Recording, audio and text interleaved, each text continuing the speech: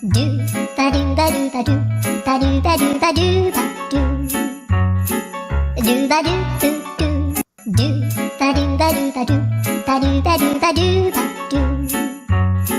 ba do ba do. Oh, guys. Hey, you guys. Good morning. Good morning. All you coffee moaners. All you... If you're not interested in American politics, you may as well skedaddle today, because it's the one, and I think there's only going to be one other debate, if the debate happens in the form that it happened last night. Morning, everyone. I hope you're all away. I hope you're all well. Good morning, everybody. Welcome to Coffee Mooning, where we're going to be analysing the highs and all the lows of last night's debate. Did anyone stay up to watch it? Did anyone, morning Russ, did anyone watch the debate or listen to the debate?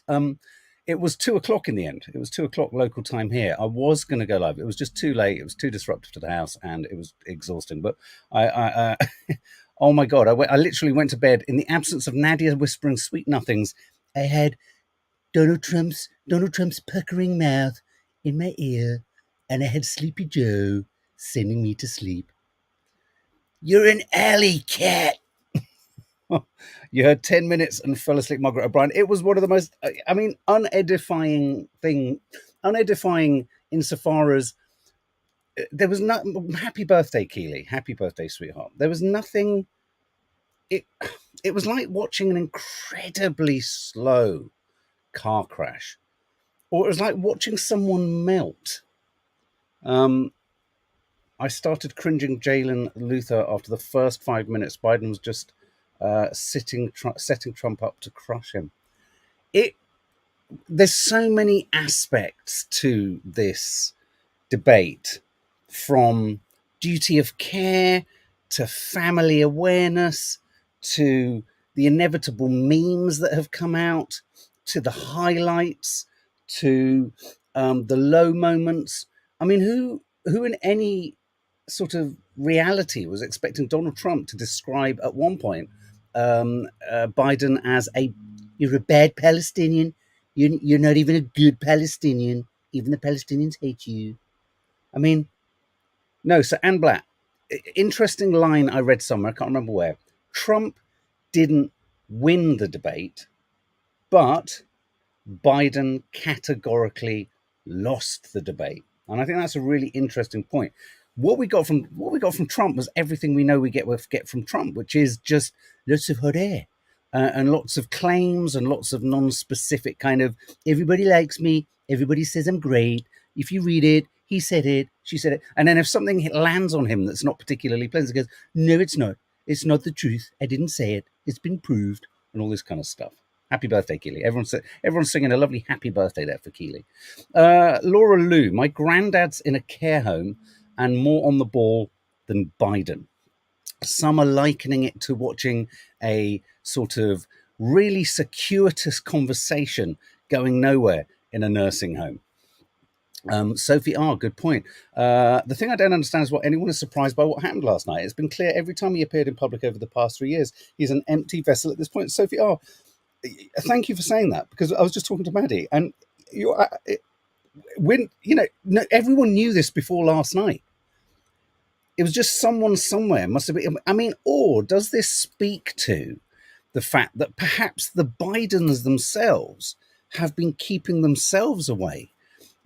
Can you, within the White House and within the presidential kind of complex or life, can he be shielded from almost everyone so that virtually no one kind of understands or knows how severe his problem is?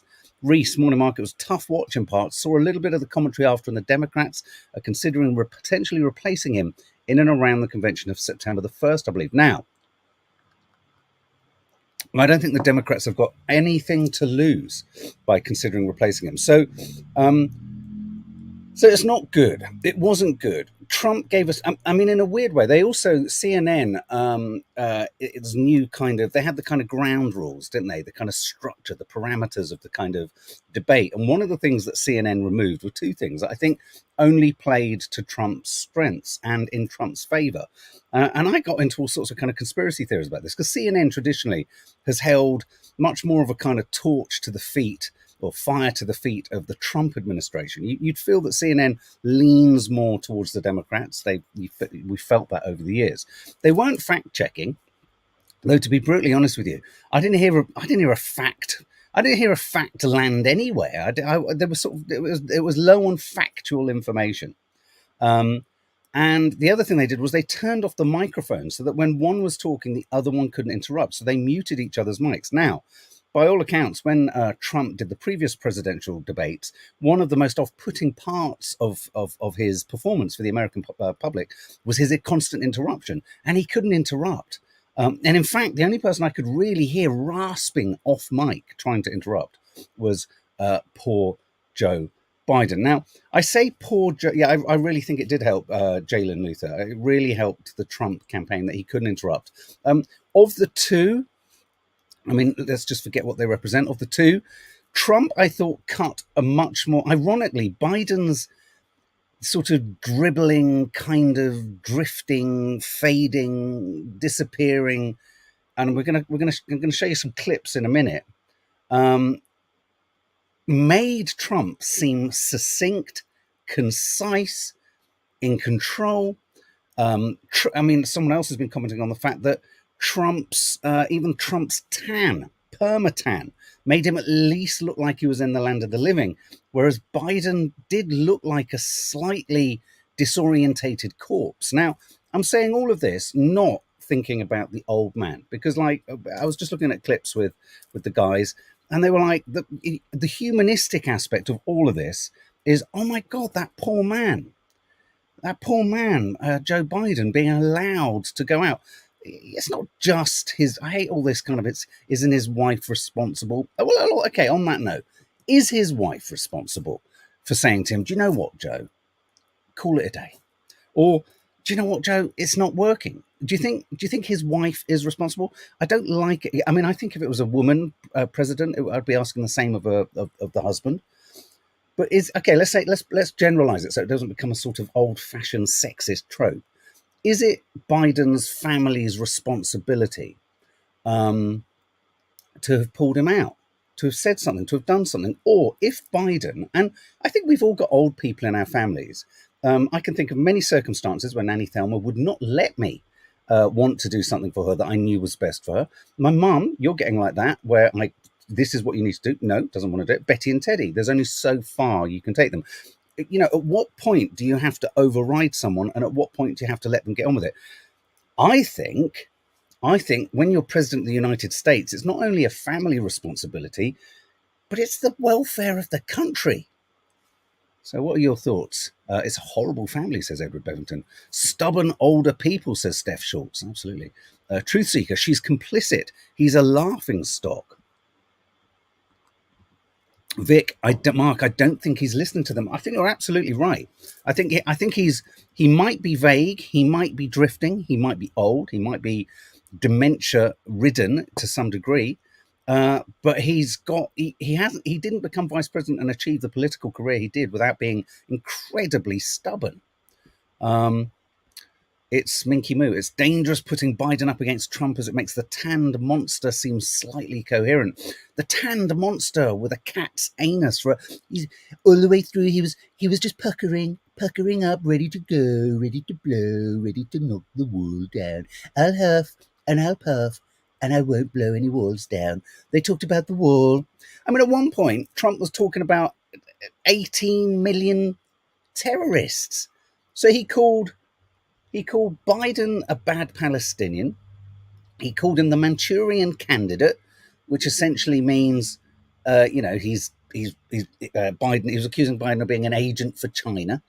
They talked about golf. It was just, so who would like, if anyone hasn't seen it, who would like a kind of cut together moments?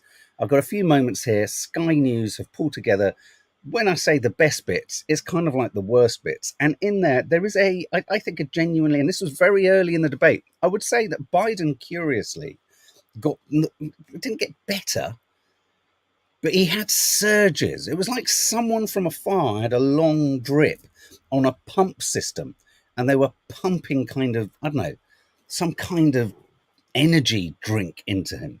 Biden missed so many chances to hit him over the head, metaphorically, with his conviction charges. Well, he called him an alley cat, didn't he, Reese?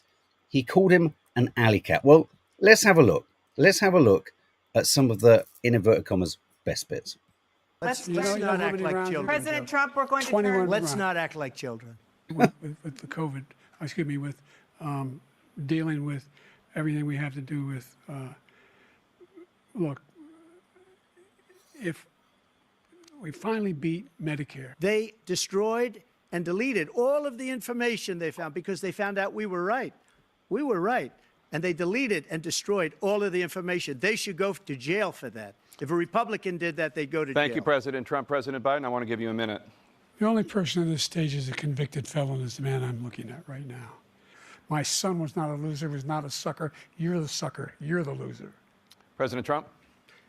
First of all, that was a made-up quote, suckers and losers. They made it up. You have the morals of an alley cat. Give you a minute, sir. I didn't have sex with a porn star, number one. Number God, two, God, that was a that case line. that was started and moved. They moved a high-ranking official, a DOJ, into the Manhattan DA's office to start that case. He basically went after his political opponent because he thought it was going to damage me. The only existential threat to humanity is climate change, and he didn't do a damn thing about it. He must undo all that I've done. The Paris Accord was going to cost us $1 trillion, and China nothing, and Russia nothing, and India nothing. It was a ripoff of the United States. We have a hostage, a Wall Street Journal reporter, I think a good guy, and he's over there because Putin is laughing at this guy, probably asking for billions of dollars for the reporter. I will have him out very quickly as soon as I take office. Before I take office, he gets paid by China. He's a Manchurian candidate. He gets money from China. So I think he's afraid to deal with them or something. His military policies are insane. They're insane. These are wars that will never end with him.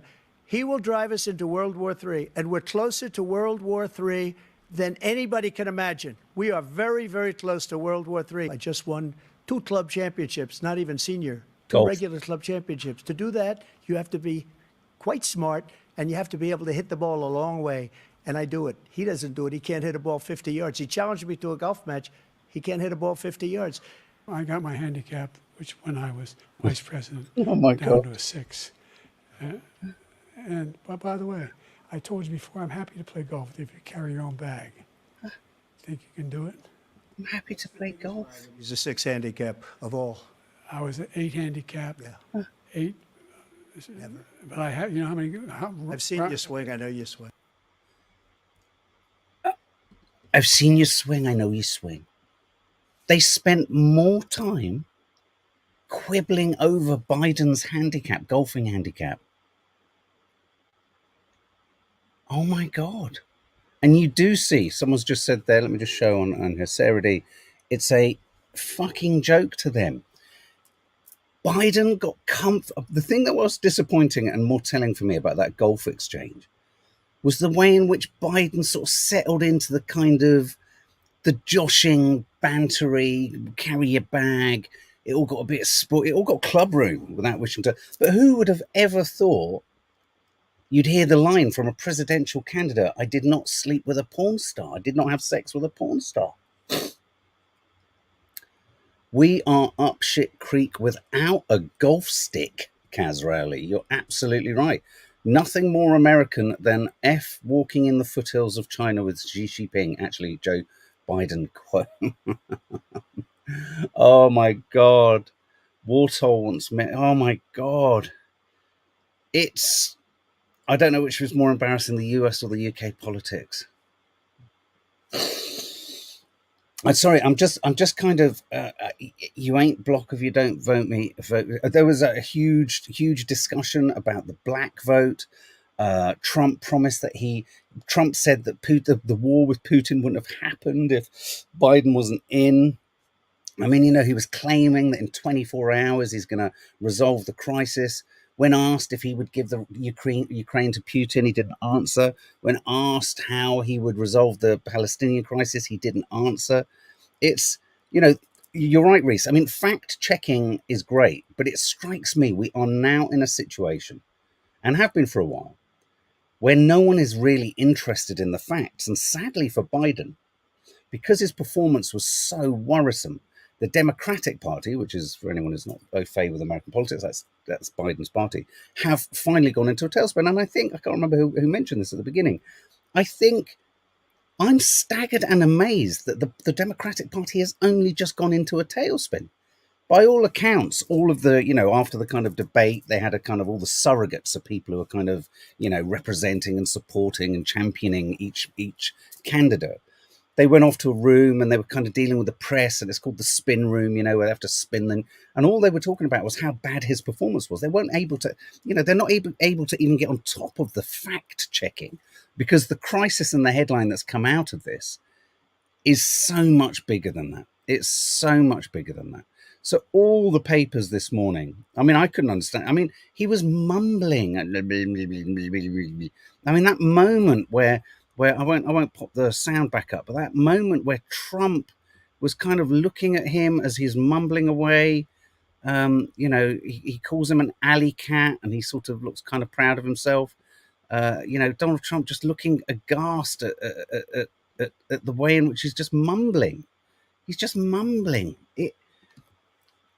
And of course, yeah, Jalen Luther, the top of the Democratic Party, has been lying to us, even though we had the bottom of the Democratic Party screaming something was wrong with him. Is that right in America? Has that been the case? I mean, you can't fail to have seen this. I mean, I know there's what they call deep fake, and then there's something else, isn't there? Deep fake videos, but then there's kind of lower level. Like, for example, the clip of Biden, a number of people pulled it, but when I played it the other day, he was turning around to talk to a parachutist who was on the floor. So you can create fake, tonally fake, or untrustworthy clips just based upon cutting something out of shot. But they recently worked it out, Mark, in the US in the POC community. The only light on the horizon is Pluto moving into Aquarius for over 20 years later this year. The old institutions will come crumbling out. Now, Penny Albertella, I'm going to just step to the age of Aquarius just for a minute, and astrology. A lot of our friends, a lot of Nadia's friends, believe in that. When you say we're about to enter, and I want to become, we may as well become, for me, I'm not in any way diminishing the importance of astrology. I believe, it's all up there, and it's all having an effect on us. But what does that mean? When you say for over 20 years later this year, the old institutions will come crumbling down, a lot of people get saying we're about to enter a kinder age or a better age. How's that going to manifest itself? Do we have to go through absolute Armageddon to get there? Is that what it means? Or are we going to go there in a nice way, in a pleasant way, in a sort of less painful way? I hear this and I want to believe it, but how are we going to get there? This is the dawning of the age of Aquarius. Yeah, but does that, in order to get to Aquarius, change as do we have to go through hell? Is that the Faustian pact? Is that the transactional deal that we've got? We have to go through hell. Who would you vote for if you were American? Well, I think, you know what? The old institutions won't go quietly, sadly, but they will go. Yeah, okay. You're teasing me. How? For an institution to go, there has to be a battle. Are you talking like in terms of the Capitol Hill riots? Are you talking about revolution? Are you talking about people coming up in arms with a kind of almost communist sensibility of take it all back? Is that what we're talking about? I mean, why are they scared to let Robert Kennedy Jr. go on stage? And interesting, this is the third candidate kind of out there who's got 8% sort of popularity. He's got a worm. He had a worm in his brain or something, did he, as well?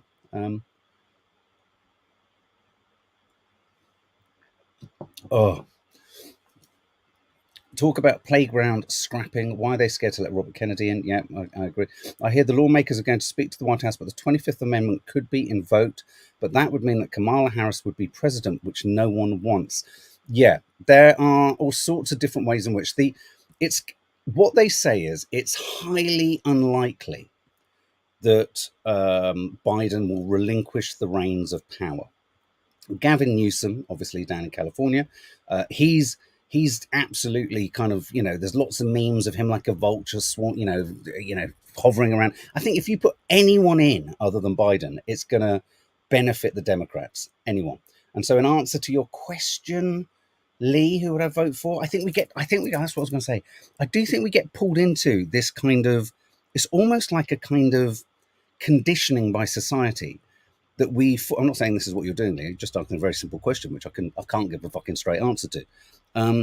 We're all pushed into this idea of, well, a vote is, if you don't vote, you're somehow relinquishing your responsibility to humanity. And I think the voting system we have, bear with me, is part of the gaslighting opiate that the system throws at us in the sort of so that we have the false belief that we can enact change. And that's why I hesitate now when people talk about voting or not voting. I would have once always said, people fought for the vote and they died for the vote. But voting has become something that I think is very problematic. And I think it's okay to say it's problematic. It doesn't mean I won't vote in this election. I will.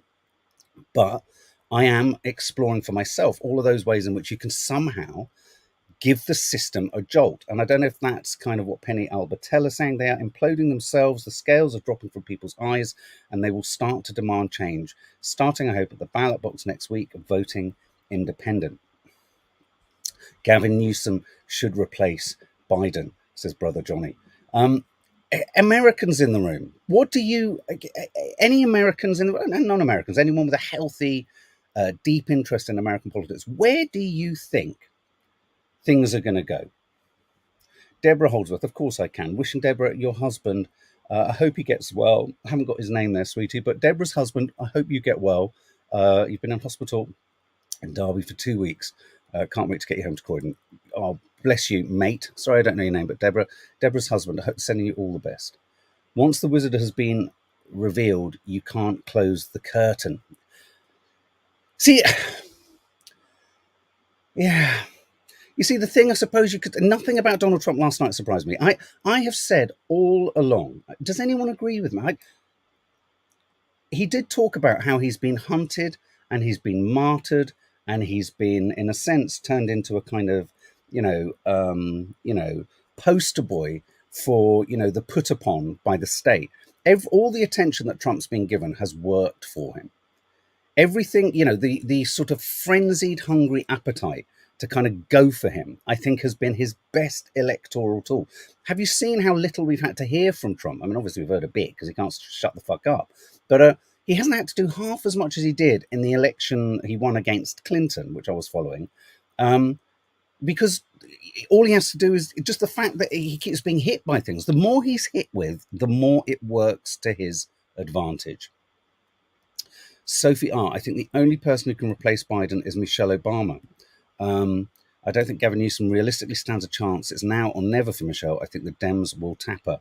It's funny, isn't it? And then again, we get to that, the big no-show. You see, from I don't know about you guys. I can't look at this political thing other than through certain specific lenses. And one of the lenses we look at it through, obviously, is the Israel-Gaza crisis. You've got Genocide Joe, and then you've got Donald Trump, who's going to make things even worse. Donald Trump, let's just show the clip that Al Jazeera were playing. Listen to this. Producer of support for Israel of anyone in the world. And so they're two different things.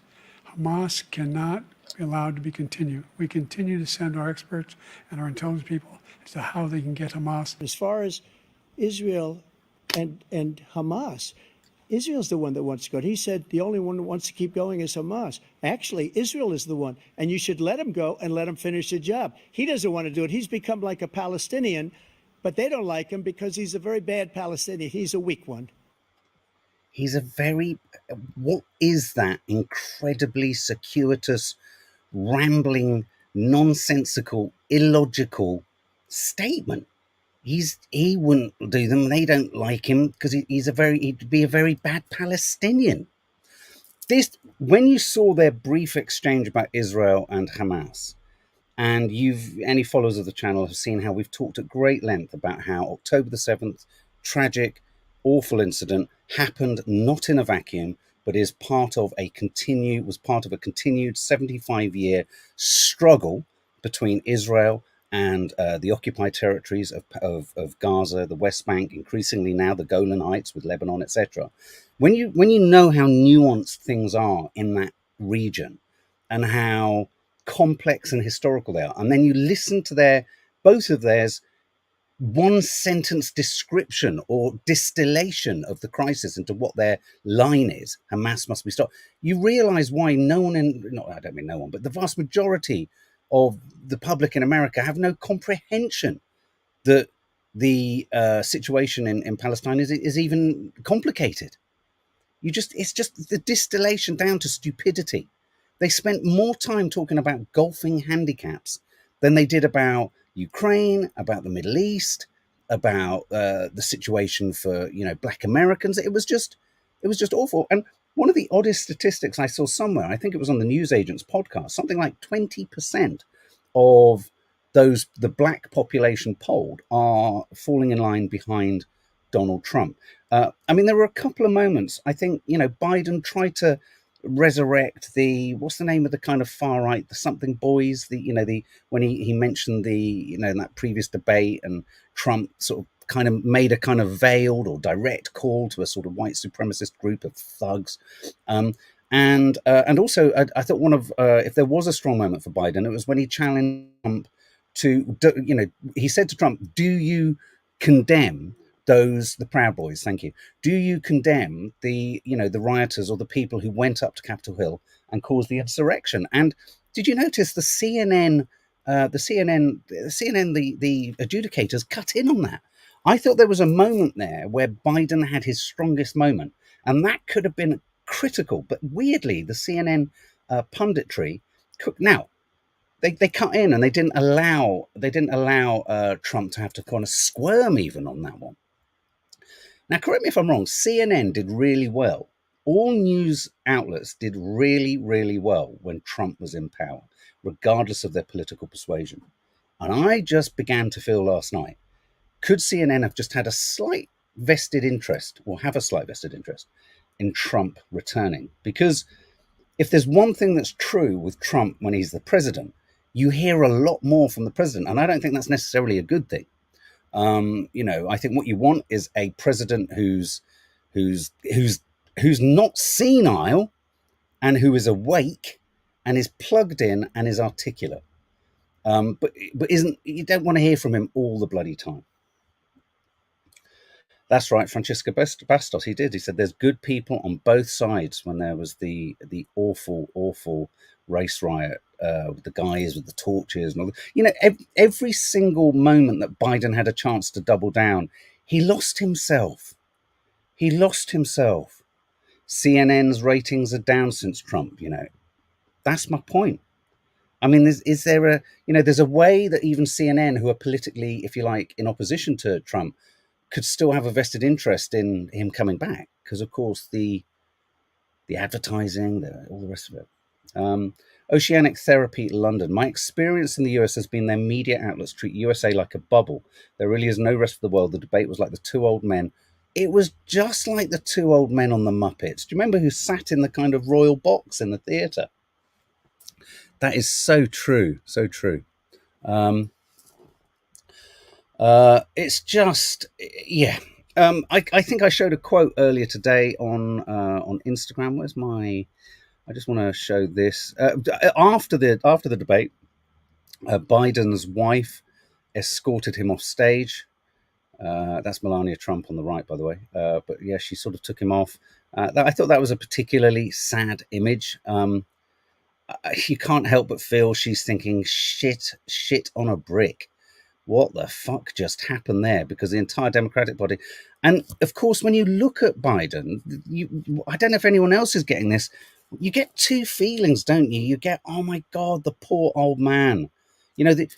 We all sort of project onto him our dearest grandfathers or annoying grandfathers even, and you just think, oh man, this is a vulnerable old man, and then you think, fucking hell, He's the president. Fucking hell. Come on, guys. Come on, guys. That was him being escorted off there after the debate. I'm just going to... Jon Stewart was funny on this. Let me just going to pop this up. But hopefully we don't get pulled down. Watching tonight's debate.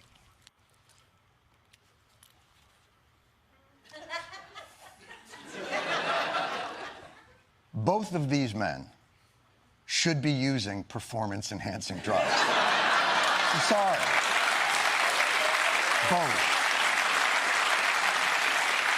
As much of it as they can get, as many times a day as their bodies will allow. If performance-enhancing drugs will improve their lucidity, their ability to solve problems, and in one of the candidates' cases, improve their truthfulness, morality, and malignant narcissism, then suppository away. Guess what, everybody? Penny Albertella, last time Pluto was in Aquarius, we had the French Revolution and the American Revolution, also the Industrial Revolution. Guess what, Penny? It looks like France is heading the same way. My God, are you? Could we have a rerun of the French and American revolutions? I never think the poor old man. No, Margaret Ann MacArthur, you have to keep pulling me back from that. It's the inability to kind of see past his frailty, and then you think, fucking hell, no. He supported a system. He is genocide. I mean, he supported a genocide. He's in the most sort of cowardly, appeasing fashion has allowed it's just shocking. And as I don't want to get drawn into that, but you know, the whole way in which the framing of the Lebanon likely conflict, let's not forget, we are dealing yet again with occupied territories, the Golan Heights. There's certain farmland areas which the Israelis have occupied, in an illegal international fashion. So when we have this character, it suits the West to forever characterize it all as Iran. And I'm not saying Iran's great. Iran is not great. It's fucking hideous. But at the end of the day, there are genuine grievances for innocent people on the ground in the Middle East. And if we keep pretending this is a problem that just started on October the 7th, the whole world is going to go up in smoke. And maybe that is going to be the way the Age of Aquarius kind of, deals its hand. It's going to be via a cataclysmic event. So I think we should have a look at some of the memes. Here's some memes that were landing last night. I just want to find... Elon Musk had a very simple tweet that he put out. And here it is. He said, "This tonight was a clear victory for memes." Absolutely right. And I think on that note, let's have a look through. Now, of course, most of the memes are unfortunately laughing at Joe Biden's expense. But here we go. Basically, Biden's face through this entire debate. Yeah, his face creased into most sort of action around the Gulf, it has to be said. He also, it's a shame, isn't it? Even his positioned outrage about his sadly tragic late son, you feel that that's something that he has programmed into his performances, his own personal, sadly, trauma. Kamala Harris sounds drunk whenever she talks, says Jenny J. That's interesting. I've not heard her talk. Let's get ready to mumble. Deary me. Here we go. And they keep on coming. Robert De Niro now, after watching Biden's train wreck debate. I mean, you've got to laugh. Otherwise, we're going to die. That's for sure. Something cataclysmic's coming. And let's just hope Penny is right. Funny memes for a pretty awful shit show. Crushed it. That's how delusional he was. He came off stage and said, "We did it. We did well." He thought he performed well. Meanwhile, I'm telling you right now, all of the stories that are breaking through on my news feeds, the Democrats have gone into an absolute frenzy. I am staggered, amazed. And I tell you what, actually, what's more worrying to me than even Biden's state of mind and physicality is the extent to which the Democrats were gaslighting themselves into thinking something was different. I mean, I think whoever said it right at the beginning hit the nail on the head. It is staggering, absolutely staggering. If anyone has in any way genuinely thought he was okay, because the rest of the world hasn't. All those world leaders that have had to hold his hand and lead him away from things, for God's sake. A blowfish. Sometimes the simplest images just do the most sophisticated kind of jobs. If you don't want, what's that? If you don't want us to tell your dad he's a laughingstock, you need to help him, says Steph Schultz. You're absolutely right. Breaking Biden team adds translator for the debate.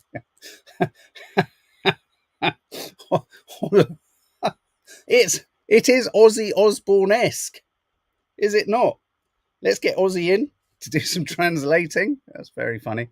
All of the US right now. I'm in stranger danger.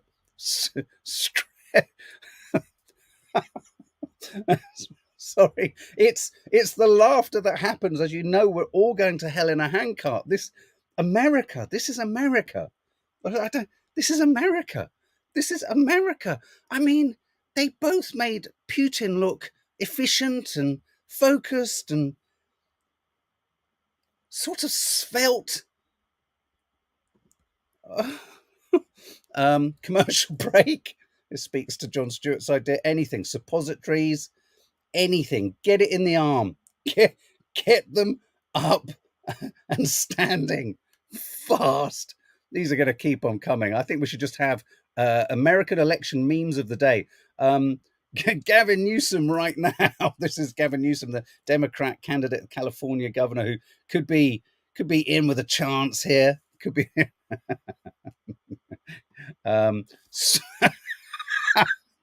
It's terrible.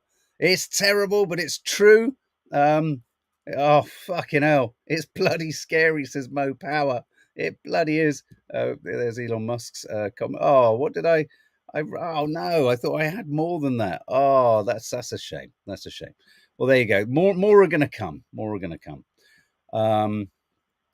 I mean, the problem with all of it is you've then got, without wishing to go into it, you've then got ours, where you've got Nigel Farage's close. You know, someone was saying, "Would you vote for reform?" And I was like, "No, I think Nigel Farage has the gift of the gab when it comes to sort of, speaking to people, but his team are racists and homophobes, and one of his entourage suggested in an undercover mic on a hot mic or something said shooting practice with people in the channel tunnel, in the channel, people trying to get to the country across the channel, migrant ships, boats, shooting practice. I mean, if this is the kind of jokes that they're kind of trotting around, you're just like, oh my god.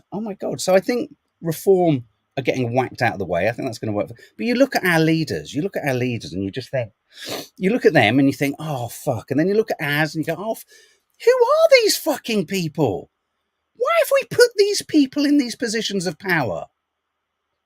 So when, I suppose in a weird way, sorry, Lee Durrant, I'm still answering your question. I don't want to vote for any of these fucking morons. They're all, this is not the language they'd use on the beat, but they are fucking morons who grossly simplify complicated problems in the world and in our society, who seek to set people against each other in a self-serving fashion, and they are not, they're intelligent enough to know how to throw red meat and cause crisis amongst us, and it's incumbent on us in the age of Aquarius, Polly, is it? Sorry, Penny, to turn around and go, I actually don't want to be part of this shit. I don't want to contribute to this, because in a weird way, here's the thing. Is there not an argument sometimes that if more and more people vote for Starmer and don't tactically vote, all they do is they get into power, whoever gets into the power, and they turn around and go, I have a mandate. I have a huge I've been supported. All they see in it is a confirmation of what they are. They never ever hear us say, we're not happy with this situation. They, in the system, you can't say the system's wrong. And so that's why I have a problem with which way you're going to vote. It's important. I will never again say to someone, you should vote. People have fought for it, because it is meaningless in many regards. And that's as we get into election week next week. So there we go, guys. Keep the memes coming. Keep the memes. We've got to laugh. Because we're closer to World War III than we've ever been. World War III is about to happen. If you vote for me, I will stop it in 24 hours. 24 hours. You're a bad Palestinian. I mean, what? We are in an illogical nightmare for Donald Trump to be sounding like he's saying Joe Biden isn't a good enough Palestinian. I mean, it's all gone. It's all gone. It's all gone up. It's gone up its own cat's anus. So there we go, guys. Let's just have a quick look at the latest headlines. So lots of debates about who could replace Joe Biden. Lots of suggestions: Kamala Harris, etc., Gavin Newsom, all that sort of stuff. J.B. Pritzker, Gretchen Whitmer, Sherrod Brown, Dean Phillips. They need to move quickly. And I think the last thing Trump will want is any replacement. So it has to be the right thing. What would Trump most dread? Anyone who was vaguely articulate. If you enjoyed this live, if you enjoyed this chat, more will be coming about the American elections. Coffee Moaning tomorrow. There is no Curly Cooks tomorrow. Boo-hoo. Sorry, guys. There is going to be one again, obviously, the week after. But something else will be landing in its stead. And there is a Sunday show landing on Sunday for all you lovely members. There's a whole 50 of you now that lovely Chris Kundle and Stacey Randall have invited to the channel. So on Sunday, you will get another one. And of course, when you are a member, don't forget, go to the playlist section on the channel, hit the Sunday show, and you can watch any of the, I think there's about 200 shows there now. Anyway, lots of love, guys. Stay strong, stay safe, and just keep your wits about. Just keep laughing. Keep laughing, laughing, laughing. It's the only thing we can do. Laugh insanely. Laugh like an absolute psycho in the face.